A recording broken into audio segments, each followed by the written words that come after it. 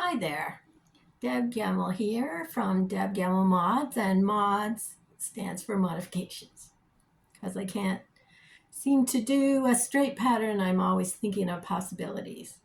So I thought I would start with what I'm wearing. This is the contiguous drop shoulder. I'm actually wearing two sweaters because my apartment's quite cool. So this is to keep me cozy, and this is a great sweater to pop over everything because it has 10 inches of ease. So it's nice and big. I used odd skeins of worsted weight to knit this one. I had different dye lots. This is a different dye lot than this little bit here, and then it's blue, and then it's gray. And I kept going on my sleeves until I just ran out of wool, like altogether. I had like a little tiny bit left.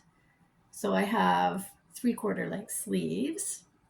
Contiguous means it's knit more or less in the round with increases on the shoulders every round. So there's my shoulder increases. And then I did mine as a steek, but you can knit flat for the depth of the armhole and then pick up your stitches and knit your sleeve out. And the decreases for the sleeve are done. Let's see if I can give you that. Are done on the top, sort of to continue this slope that is made in the shoulder. So that's a free pattern. It's called Contiguous Drop Shoulder. You can get it on Ravelry if you go to my Ravelry page, which is Deb Gemmell Mods. I wanted to talk about the family crew neck because I'm knitting one family crew neck and another second. I started a second circular yoke sweater. So I'm doing two sweaters, but I am knitting family crew neck, which you can do in any gauge for any size. So I'm knitting in worsted for my little grandson, and he asked for a rainbow sweater, so I finished all the stripes. So I'm really happy with the rainbow effect, and I'm going to continue to do those stripes on the sleeve. Conveniently, the division was right at the bottom of the yellow, which was just really fortunate. So I have a full yellow stripe. So that means when I start my sleeves, I'll start with the green. Isn't that fun? I'm really pleased. He seems to like it so far because I did show him. I had a couple questions about how to get started. So I'm going to just show you a little bit about the neck when you start. This is an any gauge pattern where you have to, family crew neck is what it's called. You have to figure out the number of stitches you have in 1 inch. And then you have to pick the width of the back of your neck. So your neck opening looks like this. This is your shoulder, this is the back of neck, this is your second shoulder, and this is the front. Because this is a raglan, you have to consider that the back of the neck is between the two raglan lines at the back where your increases will be worked. The top of your shoulder is here, which means that the measurement for the back of the neck is here, but then there's probably going to be like approximately 1 inch here and 1 inch here for the total back. So you have a 6-inch back of neck, 1 inch, 1 inch. That makes from shoulder to shoulder sort of 8 inches, although you do have a corner here which takes some of that width off. 7-inch back of neck is really 8, 9 across, shoulder to shoulder, and the 8-inch back of neck is quite wide, and it's probably got 10 inches. The 8 inches across the back of neck is going to give you a 25-inch opening. So I see lots of sweaters that are sort of out here. So it's going to give you that, the 25 inches. The 7 inches across the back of the neck is going to give you approximately a 22-inch opening. And the 6 inches across the back of the neck is going to give you a 19-inch neck opening. So you better make sure if you're doing the 6-inch back of neck that you do a very stretchy cast on of your ribbing, because the family crew neck starts at the ribbing, that you do a stretchy cast on so that you can get it over your head, because 19 inches is a little smaller than your head circumference. So that was one of the questions. The other question I got was about the short rows. And I have a certain kind of short row in the pattern. And if you are a sock knitter who has turned a heel, these will seem familiar. So I'm just going to show you, what color should I pick? Should I pick green? Will green show? I'll use black because I got my Sharpies here.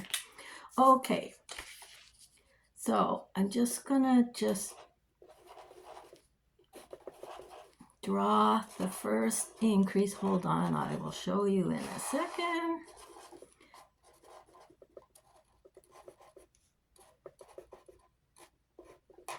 This is the first short row. So they start, I like to do, I'm doing them in pairs. So one increase before and one increase after the beginning of round marker here. So, oh, I'm over here. Over here, this is the beginning of round. So one increase before the marker, one increase after, before, after, before, after, before, after. So 1, 2, 3, 4, 5, 6, 7, 8. Okay, so there's an increase on the front here and an increase on the front here. And then the end of the short row, this is the end of the short row, there's a decrease. And then you turn and you purl back. Let me just do that. So here we go.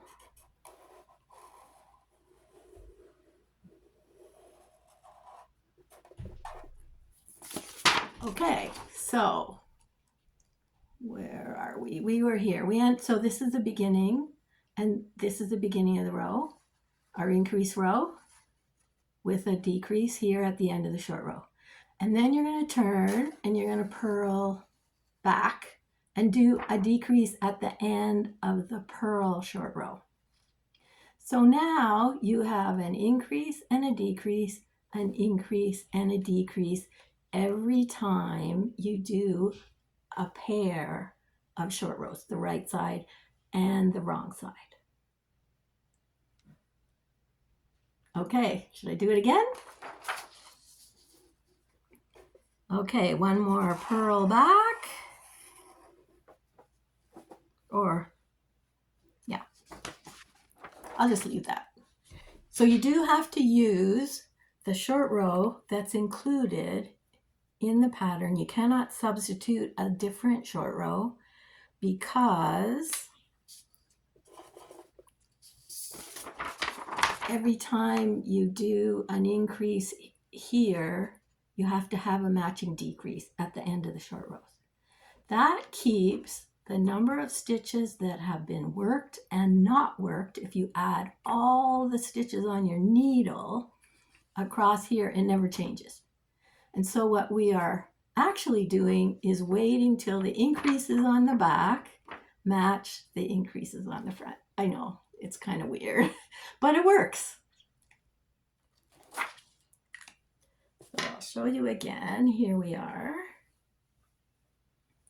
There. So there's the short rows on the front. There they are.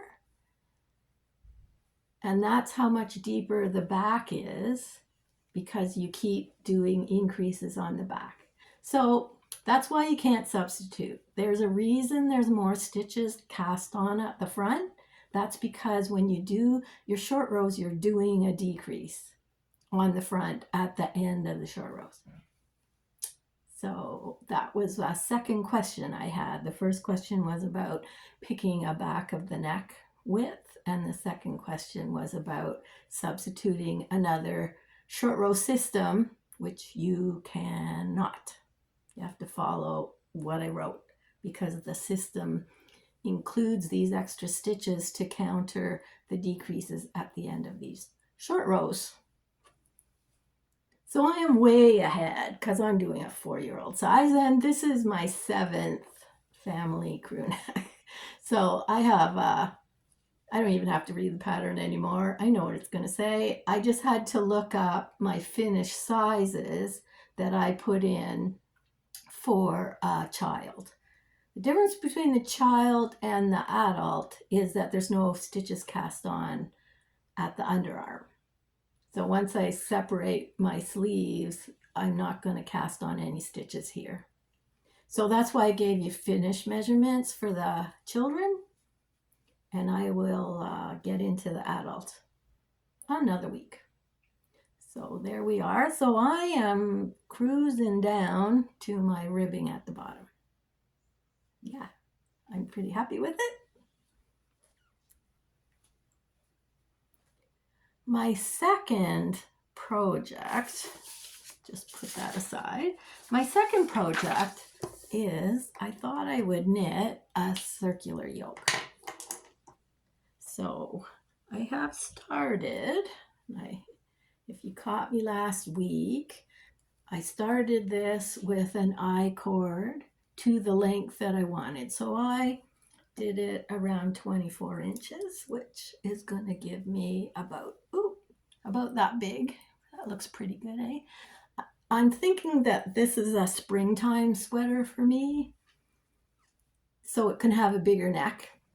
If I find it too big, I can always pick up again off of the I cord and knit a neckband, because I actually don't have one. So I have all this I cord here. I picked up off of the I cord, and then I did short rows, which you can see. So here's the front there, and here's the back. Many more rows. Not a ton, but a little bit. That'll kind of help. And then I've decided I am going to increase in 12 places, a pair of increases in 12 places every 6th row, every row 6. In the instructions that it might actually be row 1. But anyway, every 6th row around, I am going to do increases. So I take you through the math step by step to set these 5 yoke markers, 1, 2, 3, 4, 5, these orange ones, equidistant apart, and then whatever's left gets divided into, and that's that part. So I actually have 11 stitches between each of these and 12 stitches here on the edge, and that's my back between my shoulder markers. And then I am going to increase at all 12. 1, 2, 3, 4, 5, 6, and 1, including my shoulder markers. 1, 2, 3, 4, 5, 6. So 5 markers equidistant across the back, 5 equidistant across the front, and then whatever's left is on the sides beside my shoulder markers, where I am also increasing. So what I wanted to show you, what I wanted to show you was the helical part. You can totally knit this sweater in one color and increase every 6th round. But I am going to do the helical method because I'm stash busting and I didn't have enough for a whole sweater. So I am using 2 balls of variegated as color. One of them's the main color and one of them's CC1, contrast color 1. And then this is contrast color 2, and this is my increase color. I picked this one because I I know which one is the increase color. So I am going to do 3 1 round rounds in each color, and then every second time I knit with this color, I will be working an increase round. Yes. Okay, so where am I? I am here. So what I wanted to show you was, I'm just going to turn here so that maybe you can see. First of all, I am using an open make one. So an open make one increase, I put my needle, can you see that? You can't see that. Underneath the horizontal bar, there, I wrap my yarn and I pull it through. That's it. And then, I've never done this before. I'm doing it backwards. Okay, there. And then I knit one. And now I'm going to knit to the corner because that is way too difficult. Okay, there we go. So what I want to show you is the helical part. So I am just knitting here to the corner. So this is my first shoulder, and I am increasing 1 stitch before the shoulder, knit 1. Okay, now I'm just gonna knit 1 stitch. No, I'm not. Okay, just want to put this down. I don't want to lose my marker. Here we go. Okay, again, another diagram.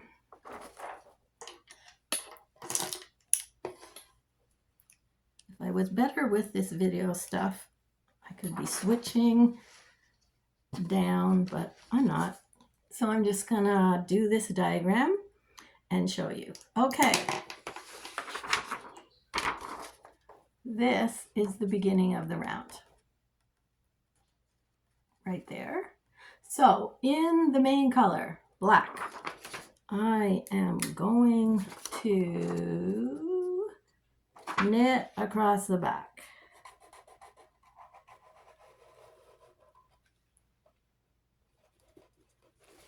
And then I am going to drop it. I'm going to drop the yarn. And with CC1, I am going to knit across the front. And I'm going to drop it. So here's knitting across the back with the main color, knitting across the front with the CC1. And now I am going to knit, pick up, and I'm going to just drop it. And now I am going to introduce CC2, and I'm going to do the increases. So here we are.